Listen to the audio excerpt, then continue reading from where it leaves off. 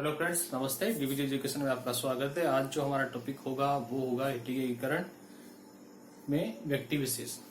हमने जो पिछला वीडियो देखा था उसमें हमने दो संगठनों के बारे में देखा था, एक तो कार्बोनरी संगठन के बारे में और एक यंग इटली के बारे में। अब जो इटली का एकीकरण है उसमें हम पढ़ेंगे काबूर का योगदान। तो हम उसके बारे में थोड़ा डिटेल में देख लेते हैं कैसा क्या है।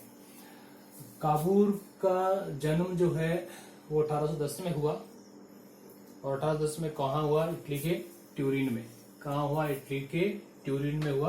1810 ईस्वी में ट्यूरिन में हुआ, इटली के ट्यूरिन क्षेत्र में। ये जो व्यक्ति था, ये कैसा व्यक्ति था? उदारवादी विचारक था, उदारवादी विचारधारा रखने वाला था। साथ इसकी सबसे बड़ी विशेषता थी कि ये संसदीय प्रणाली में विश्वास रखता था। अब दिमाग में यह आता है कि सर ये संसदीय प्रणाली में विश्वास क्यों रखता था? क्योंकि अधिकतर जो इसकी एजुकेशन है, इस काबूर की जो एजुकेशन है वो कहाँ हुई थी? इंग्लैंड में। और इंग्लैंड में हम क्या देखते हैं कि वहां संसदीय प्रणाली बनी हुई है, तो उसी से ये प्रभावित था और इसका विश्वास किसमें था? संसदीय प्रणाली में था। वहां से एजुकेशन प्राप्त करने के बाद ये जब इटली आए तो वहां के विक्टर एम्यूनेल ने इनको क्या बनाया? उद्योग मंत्री बनाया। कब बनाया? 1847 ईस्वी में। कब बनाया? 1847 में उद्योग मंत्री बनाया गया। उद्योग मंत्री बनाया गया। उसके बाद में 1852 ईस्वी में इन्हें क्या बना दिया गया? प्रधानमंत्री बना दिया गया। क्या बनाया गया? प्रधानमंत्री बनाया गया। किसने बनाया? विक्टर एम्यूनेल ने। विक्टर एम्यूनेल ने बनाया। और जो ये काबूर था वो चाहता था, उसके अनुसार हम कहें तो उसका ये था कि हमें अगर आवश्यकता हो तो सहायता प्राप्त करने में किसी प्रकार की कोई झिझक नहीं होनी चाहिए। मैंने लिखा भी है। काबूर के अनुसार काबूर था वो क्या चाहता था? पिडमांट व सार्डिनिया इटली के एकीकरण के समर्थक। मतलब उसका मानना था कि जो पिडमांट और सार्डिनिया है वो क्या चाहते हैं? इटली का एकीकरण चाहते हैं। उन्होंने दूसरी बात की, ऑस्ट्रिया सबसे बड़ी बाधा। उन्होंने कहा कि इटली के एकीकरण में ऑस्ट्रिया सबसे बड़ी बाधा है। जिस प्रकार जर्मनी के एकीकरण में ऑस्ट्रिया सबसे बड़ी बाधा थी, उसी प्रकार इटली के एकीकरण में भी सबसे बड़ी बाधा कौन सी है? ऑस्ट्रिया है। साथ ही इसने यह भी कहा कि विदेशी सहायता के बिना हम क्या नहीं कर सकते?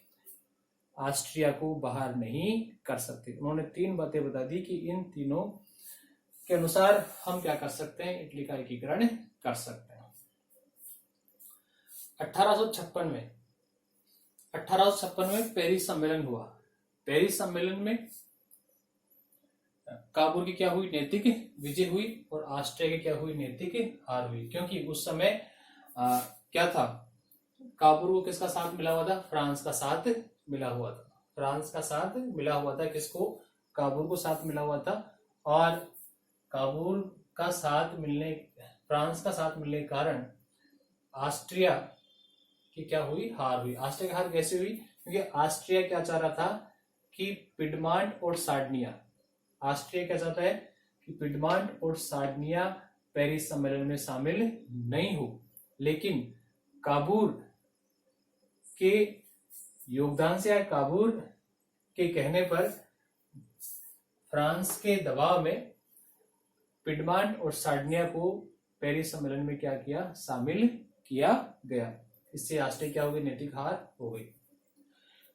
इसके बाद में आगे चले हम तो सम्राट नेपोलियन, फ्रांस के सम्राट जो नेपोलियन थर्ड थे और जो काबूर थे, उनके मध्य एक समझौता हुआ। उस समझौते के अकॉर्डिंग हम बात कर लें तो इसमें क्या होता कि फ्रांस ऑस्ट्रिया के विरुद्ध युद्ध होने की स्थिति में 3 लाख सैनिक सहायता देगा। कौन देगा? नेपोलियन थर्ड 3 लाख सहायता देगा। साथ ही और क्या हुई? नेपल्स, सिसिली और पोप के राज्य बने रहेंगे। साथ ही लोम्बार्डी और वेनेशिया सार्डिनिया को दे दिए जाएंगे। और फ्रांस की सहायता के बदले निस में जो प्रदेश है, निस में जो प्रदेश है उनको क्या मिलेगी, सहायता मिलेगी। इसके अलावा लास्ट जो हम समझौता हुआ वो हुआ कि विक्टर एम्यूनियल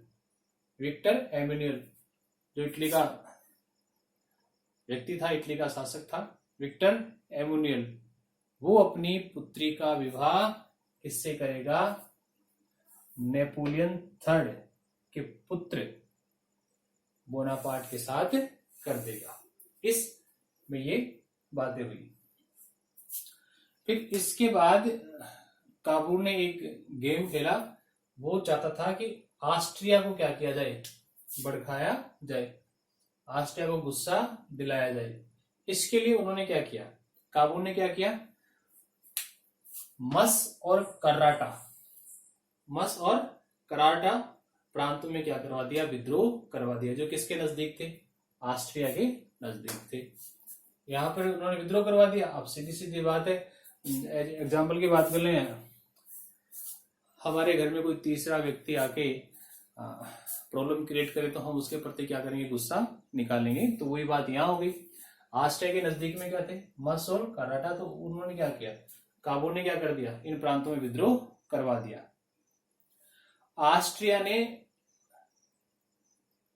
गुस्से में आकर, जो काबूल चाह रहे थे कि ऑस्ट्रिया क्या करे, गुस्से में आए और कुछ डिसीजन ले, तो ऑस्ट्रिया ने गुस्से में आकर क्या कर दिया, 23 अप्रैल 1859 को 3 दिन का अल्टीमेटम दे दिया। 3 दिन का अल्टीमेटम दे दिया, किसको दे दिया भाई, काबूल को 3 दिन का अल्टीमेटम दे दिया कि आप ये क्या कर रहे हैं, जो बंद कर दें बिल्कुल।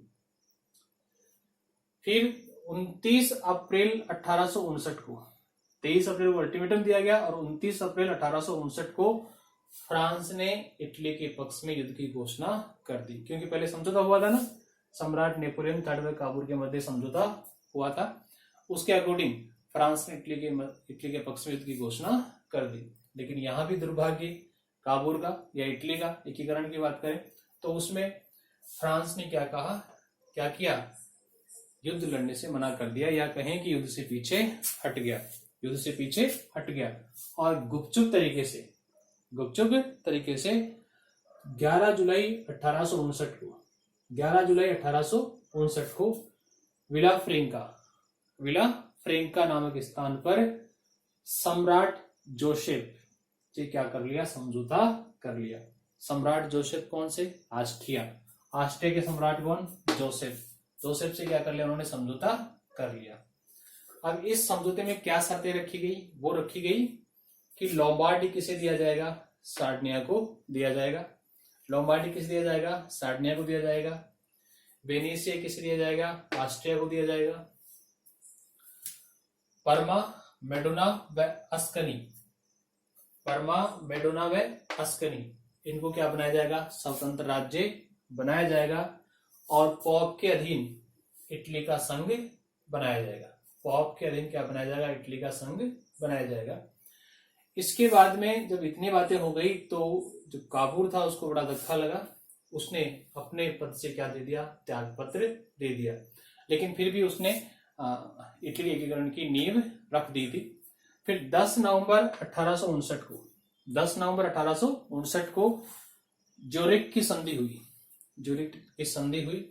इसमें किस किस के मध्य संधि हुई, विक्टर एम्यूनियल, ऑस्ट्रिया और फ्रांस के मध्य। किसके मध्य हुई, विक्टर एम्यूनियल, ऑस्ट्रिया और फ्रांस के मध्य हुई। और इस संधि के अंतर्गत ये तय हुआ कि जैसी स्थिति बनी हुई है, जहां तक जिस सम्राट का या जिस शासक का अधिकार है, सीमा है, वहां तक उसको वैसा का वैसा मान लिया जाए।